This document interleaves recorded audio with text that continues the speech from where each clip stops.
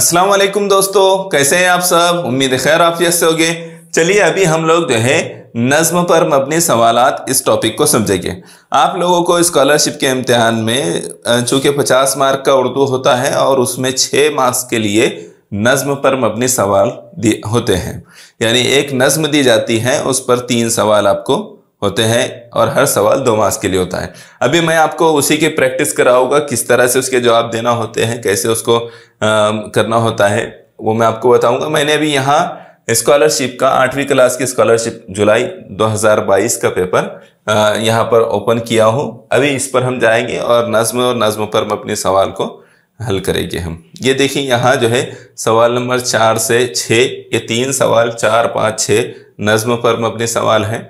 Instruction दी गई है मंदरजा झेल नज्म को पढ़कर उसके नीचे दिए हुए सवालों के जवाब दीजिए। अभी हम नज्म पढ़ेंगे और उस पर अपने सवालों के जवाब देने की कोशिश करेंगे, ठीक है। इल्म वो दौलत है जिसको आ नहीं सकता जवाल, राह जाने इल्म व अमल हो कोई है अमरे महाल। इल्म ही से जानता है आदमी फितरत का हाल, इल्म ही से आदमियत पाती है रंगे कमाल। कामयाबी दीन व दुनिया की इसे मुमकिन नहीं, इल्म को बख्शा हो जिसने दर्जे ख्वाब व ख्याल। नाज है दौलत पे जिनको उनसे कह दो दोस्तों, माल व ज़र फ़ानी है लेकिन इल्म माल लाज़वाल। है जहालत जिनकी पूंजी है वो नाबीनाए कौम, उनके आगे हर तरफ शैतान फैलाता है जाल। सच तो ये है मकसद तख्लीक है इल्म व अमल, इल्म ही देता है इंसान को हकीकत में जमाल। जमाल यानी खूबसूरती। अब देखिए ये नज़्म यहाँ कंप्लीट हुई है और हम इस पर ये जो 3 सवाल आए हैं इसके जवाब मालूम करेंगे। तो पहली फुर्सत में आपने जब भी आपके सामने पेपर आए तो आपने नज़्म को अच्छी तरह से पढ़ना है, उसके बाद सवाल पर जाएंगे हम। तो यहाँ देखिए दीन और दुनिया की कामयाबी किसे नहीं मिलती, ये कहा गया है कि दीन और दुनिया की कामयाबी किसे नहीं मिलती। तो अब अपनी नज़्म पर जाकर एक बार देखिए, अपनी नज़्म पर जाकर देखिए कि दीन और दुनिया की कामयाबी किसे नहीं मिलती। तो यहाँ देखो, यहाँ कामयाबी दीन और दुनिया की उसे मुमकिन नहीं, इल्म को बख्शा हो जिसने दर्जे ख्वाब व ख्याल, है ना। तो जिसने इल्म को दर्जे ख्वाब व ख्याल बख्शा हो, जिसने इल्म को बख्श दिया, जिसने इल्म को ख्वाब व ख्याल समझा। आ गया जवाब हमारा, यानी जिसने इल्म को ख्वाब व ख्याल समझा उसको जो है दीन और दुनिया की कामयाबी नहीं मिलती। नज़्म ये बात बता रही है, ठीक है। कितनी आसानी से हम इसको फाइंड आउट कर रहे हैं। दूसरे सवाल पर आते हैं, किस चीज़ को जवाल नहीं है। माल और ज़र को, दौलत को, माल और खेत को। तो अगर आप थोड़ा सा गौर करेंगे तो देखें कि ये 3 ऑप्शन जो है, माल और ज़र, दौलत और माल और खेत, ये तीनों तकरीबन सेम ही है। और माल और दौलत को तो जवाल है लेकिन इल्म को जवाल नहीं है। और नज़्म इल्म की अहमियत पर है, नज़्म भी जो है इल्म की अहमियत पर है, ठीक है। चलिए अगले सवाल को देखें। इंसान की तख्लीक का मकसद क्या है। तो इंसान की तख्लीक का मकसद क्या है, इंसान इल्म हासिल करे और उस पर अमल करे। यही बात तो नज़्म में भी कही गई है। पहला ही ऑप्शन जो है सही है। दूसरे ऑप्शन पर भी हम देख लेते हैं, इंसान मालो ज़र हासिल करे, ये इंसान की तख्लीक का मकसद है क्या, नहीं है, इसलिए ये गलत। इंसान शैतान के जाल में ना आए, ये इसका मकसद है क्या, ये मकसद नहीं है। ये एक चीज़ है लेकिन ये मकसद नहीं। इंसान जहालत से पेश ना आए, ये भी एक चीज़ है लेकिन ये मकसद नहीं है तख्लीक का मकसद ये है कि इंसान इल्म हासिल करे और उस पर अमल करे। देखो कहाँ पर ये बात बताई गई है इस नज़्म में, तो यहाँ देखो, सच तो ये है मकसद तख्लीक है इल्म अमल, है ना। मकसद तख्लीक है इल्म अमल। तो यहाँ ये बात बताई गई है। इस तरह से ये 3 सवाल यहाँ हमने इसके हल किए हैं जो नज़्म पर मबनी है। तो आपने क्या समझना है कि नज़्म पर जो मबनी सवाल होते हैं बहुत आसान होते हैं, लेकिन नज़्म समझना ज़रूरी है, कुछ ज़ख़ीरे अल्फाज आपके पास ज़रूरी है। चलिए मैं दूसरा पेपर आपको हल कराता हूँ। दूसरे पेपर में जो नज़्म आई है उसको भी हम देखेंगे, ठीक है।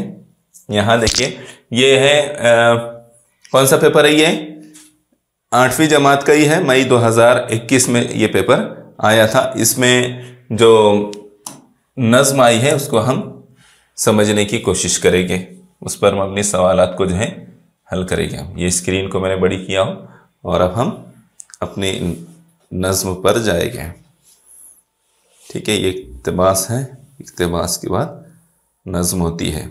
यहाँ से देखिए, सबके जो भी नज़्म पर अपने सवाल होते हैं सबके लिए सेम इंस्ट्रक्शन होती है। ठीक है, तो इंस्ट्रक्शन हर बार पढ़ने की ज़रूरत नहीं है, इसलिए मैं यहाँ नहीं पढ़ूँगा। देखिए यहाँ पर नज़्म, आंखें अंधी दिल भी अंधा, अंधी तेरी किस्मत भी, कब्र सिफत घर में भी अंधेरा, अंधी है ये दौलत भी, जालिम तेरे हाथों ने मिस्कीनों के दिल तोड़े हैं, जुल्म किए हक छीने हैं तब ये पैसे जोड़े हैं, माल खजाना पास है तेरे लेकिन इत्मीनान नहीं, इत्मीनान कहाँ से आए जब दिल में ईमान नहीं, ये बेफैज़ खजाना तेरा तेरे काम ना आएगा, तूने दुनिया को तरसाया है ये तुझको तरसाएगा, चैन तेरी तकदीर में हरगिज़ और सरमायादार नहीं, वो सरमायादार नहीं, मज़दूरों की चीखें हैं अशरफियों की झनकार नहीं, थैली खोल के हाल बुरा हो जाता है हर बार तेरा, कर देगी ये दौलत आखिर एक दिन बेड़ा पार तेरा। ये दौलत पर एक नज़्म बनाई गई है, माल और माल की मोहब्बत पर है गालिबन। तो इसमें देखो, इस पर 3 जो सवालात है उसको हम हल करेंगे, उनके जवाबात मालूम करेंगे। नज़्म में शायर ने कितनी चीज़ों को अंधा कहा है। अब हमको इसके लिए एक बार नज़्म पर देखना पड़ेगा कि हम इसमें कितनी चीज़ों को अंधा कहा है। देखो यहाँ पहले ही शेर में वो बात कही गई है कि नज़्म में शायर ने कितनी चीज़ों को अंधा कहा, आंखें, दिल, किस्मत, 3 हो गई,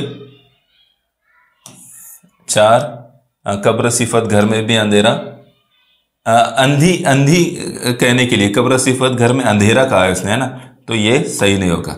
1 2 3 और अंधी है ये दौलत भी, कितने हैं 4, यानी 4 चीज़ों को उसने अंधी कहा है। ठीक है, तो हम जाएंगे अपने जवाब पर और यहाँ देखो कितनी चीज़ों को अंधी कहा उसने,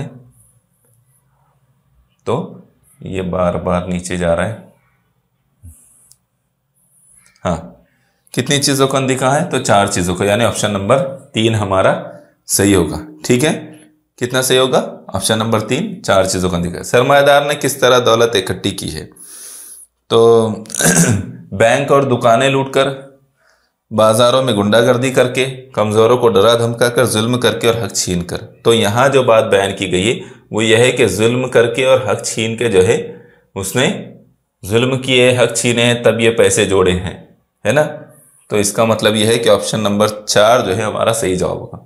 क्या होगा, ऑप्शन नंबर 4, जुल्म करके और हक छीन के सरमायादार ने दौलत इकट्ठी की है। लास्ट क्वेश्चन देखो इसका,